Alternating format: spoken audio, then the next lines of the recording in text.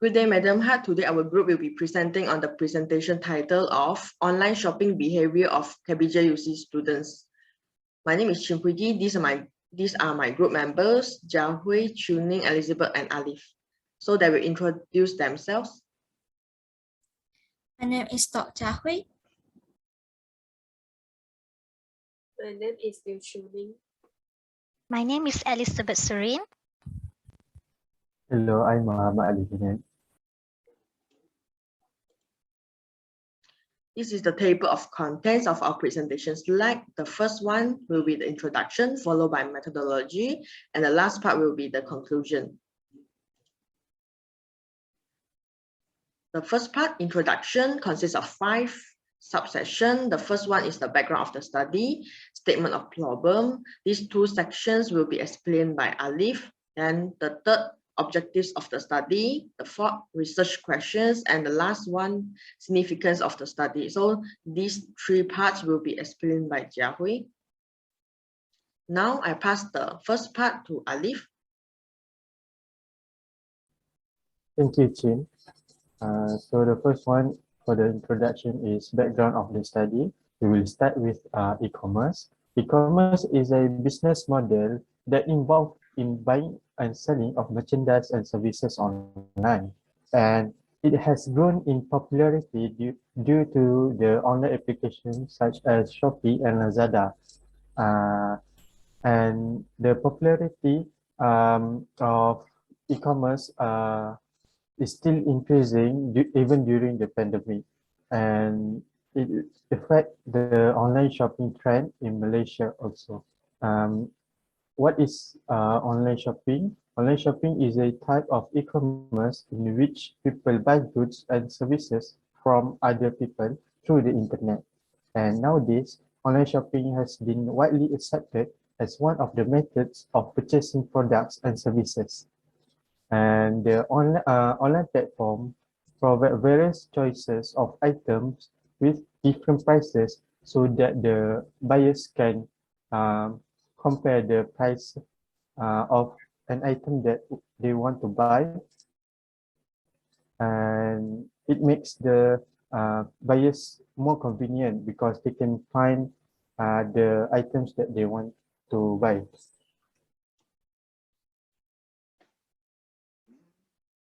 Next is the online consumer behavior.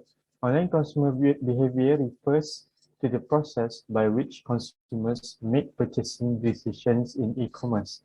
The behaviors themselves are based on the ever-changing expectations and needs, such as identifying a problem or deciding to make a purchase.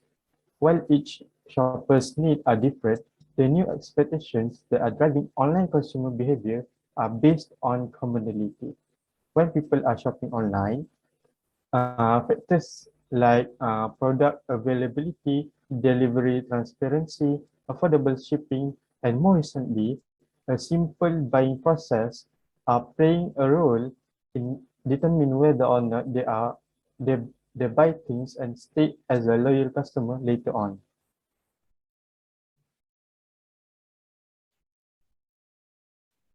These are the example of online shopping platforms in Malaysia.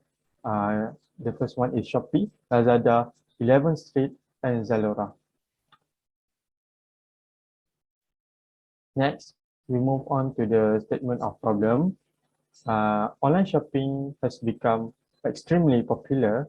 So due to the popularity, it has so many potential buyers, and it make the seller hard to figure out what the buyers want, and there is a potential of fraud to occur during online shopping.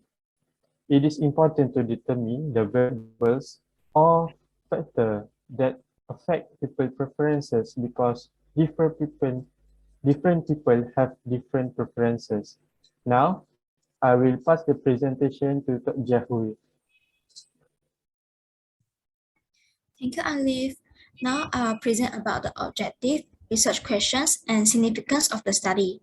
The objective of this study is to investigate the online shopping behavior in KBJUC students. The second objective of this study is to determine the factors that contribute to the choice of an online shopping platform among KPJC students. This study examines two major research questions. First, which is the most popular online shopping platform that KPJC students like the most? Second, what are the factors that KPJC students consider while choosing an online shopping platform?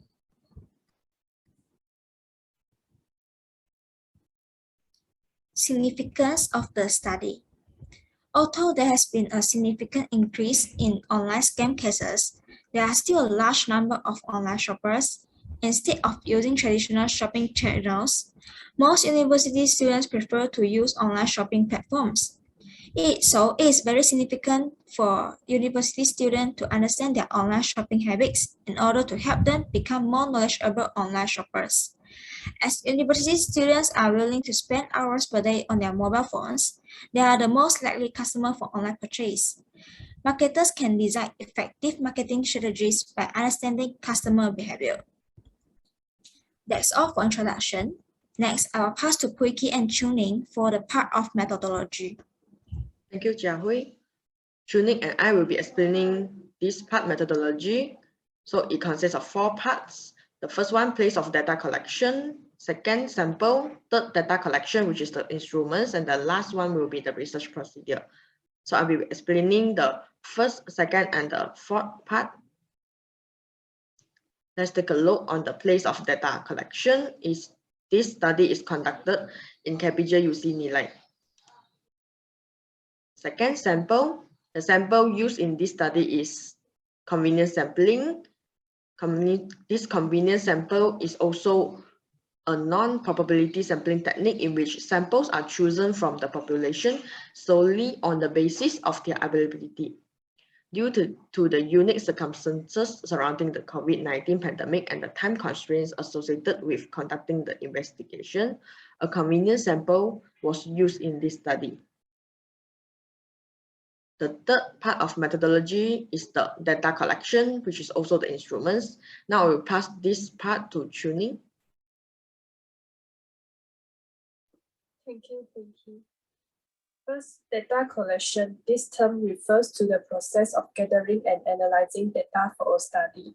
In this research, we mainly collect primary data. So, what is primary data? Primary data was used to test and evaluate the research questions in this study.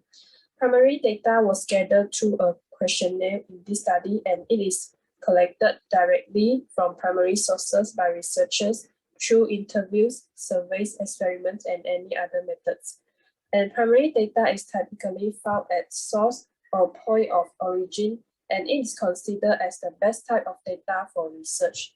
So in this research, the collection of primary data is to ascertain the factors that influence the online shopping behaviors. And in this, we collect the primary data to the questionnaire, and we use the questionnaire because it is to get data because it will give enough time for the answer, and it is not affected by the bias, and it is cheap since we use the Google form. And the participants were recruited via the word of mouth and social media. Also, the research population is chosen for observational purposes, and this questionnaire is divided into 2 sections, which is section A and section B. And for the questionnaire consists of section A and section B. Section A contains the demographic questions such as gender, age, and the income and education, and also consists of screening questions about the online shopping experience to ensure that the data collected from the respondent is accurate, and also consists of the question of frequent use of online shopping platform. And this data was collected only from the respondent who responded yes to the specific question, and also consists of the question about the duration and estimated expenditure on online shopping. And goes to section B, consists of 5-point Likert scale, which is from the strongly disagree to strongly agree, and it depends on the KPJC students' decision to use an online shopping platform. And the factors included are the free shipping, lucky draws, and events, a variety of payment methods, popularity, information accessibility, and so on. So here are the questionnaire form. These are the questionnaire form, and this objective of the questionnaire is to investigate the online shopping behavior of KPJC students and to determine the factors that contribute to the choice of an online shopping platform. And the respondents can fill the form anonymously, and the gender, male or female, for example, we take male, and the age, for example, is the range of 18 to 20, and they can choose their program. For example, we choose the School of Pharmacy, and they can also choose their income. For example, they choose the 0 to 500. And the question, have you ever made an online purchase before? This is the screening question. For example, they choose yes, and then they continue to answer how many times, which is the frequency. So for example, they choose 4 to 6. And also then they answer how long, which is the duration. For example, they choose 6 to 12 months. Then they will continue to answer the estimate expenditure. For example, they choose 50 below during the past 3 months. And here are the online shopping platforms, the frequent use. For example, Shopee, they choose 4. Lazada, they choose 5, which is always. And Zalora, they choose 1, which stands for never. And for the Wow Shop, they choose 1. Then we come to the next part, which is the section 2.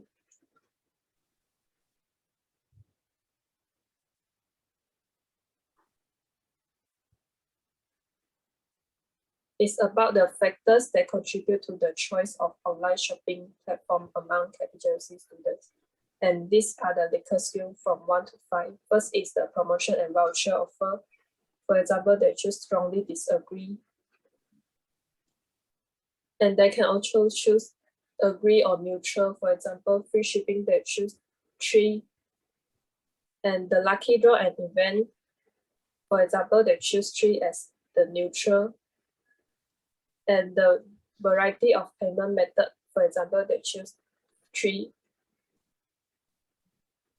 And the popularity, for example, they choose 5 as the strongly agree. And information availability, for example, they can choose 4, which represent agree. And wide selection of product, for example, they choose 3. And the security of the platform, whether it will secure the information of consumer or not. For example, they choose 2. And the free return when they buy the wrong item. For example, they choose 2. And the user-friendly online experience, for example, they choose strongly disagree, 1. And then they can submit their form. Now I pass the presentation to Pui Ki. Thank you. All right, thank you, Chuning, for explaining the questionnaire part. Now I will be explaining the last part of methodology, which is the research procedure. The term research methodology, it refers to the how of any given piece of research. In more specific terms, it refers to the methodological approach taken by a researcher in order to ensure that the study's goals and objectives are met and that the results are valid and reliable. The process of collecting and analyzing numerical data is referred to as quantitative research. It can be used to look for patterns and average, predict what will happen next, test causal relationships, and generalize findings to a bigger groups. So quantitative research, it includes the collection of and analysis of data that is not numerical, such as text, audio, or video. It's a statistical technique that enables the numerical analysis of data with the results typically displayed in tables, statistics, and graphs. A questionnaire will be used to conduct research and generate results from the quantitative method. The quantitative research method is appropriate for this study because it enables us to examine the relationship between the independent and the dependent variables and present our findings numerically. Furthermore, it offers replication, direct comparisons of results, large sample sizes, and hypothesis testing. However, this method also has its disadvantages such as superficiality, a narrow focus, structural bias, and a lack of context. That's all for my part. Now we come to the conclusions. I'll pass the part to Elizabeth. Thank you, Pui Kee. Now I explain to you about the conclusion. There are 3 parts, which is restatement of research objective, implication of the findings, and finally limitation of the study.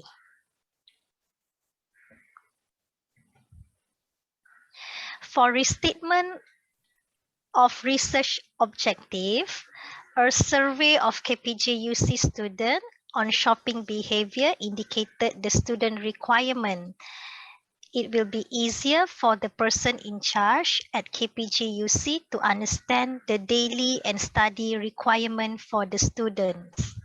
Then, respondents to the survey indicated that they are more likely to purchase online since they can compare the items or products and the pricing as well.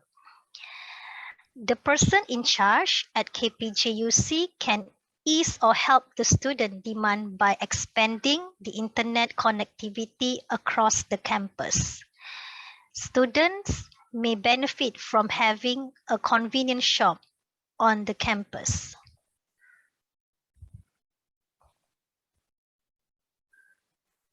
Next, for implication of the findings, some KPJ-UC students will choose conventional shopping, or we call as traditional shopping, due to their budgets for both short-term and long-term needs.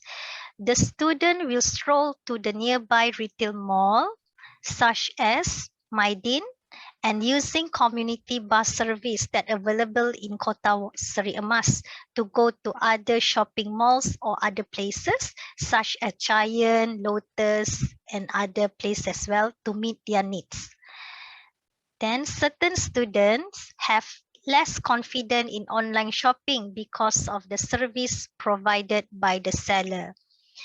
Many study respondents feel cautious while making online shopping due to being scammed before.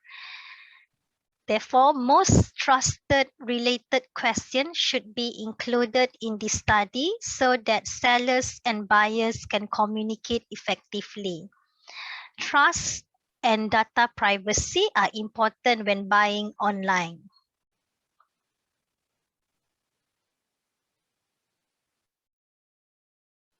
Finally, I will explain for the limitations of the study. In this study, there are some limitations. Since based on current opinions of question KPJ-UC student on shopping behavior, the result will be more precise if more people such as academic staff at KPJ-UC participate in the survey. In a fast-changing environment and time, student shopping patterns and preferences are like to change, so the results are unclear due to influence by where the students stayed, such as with the parents, relative or friends, and the method of transportation used by the students can influence this study. Therefore, research must be revised every year to achieve optimum results.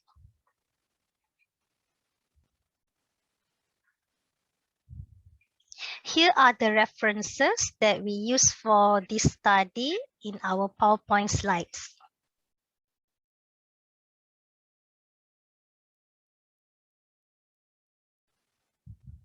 That's all for our presentation.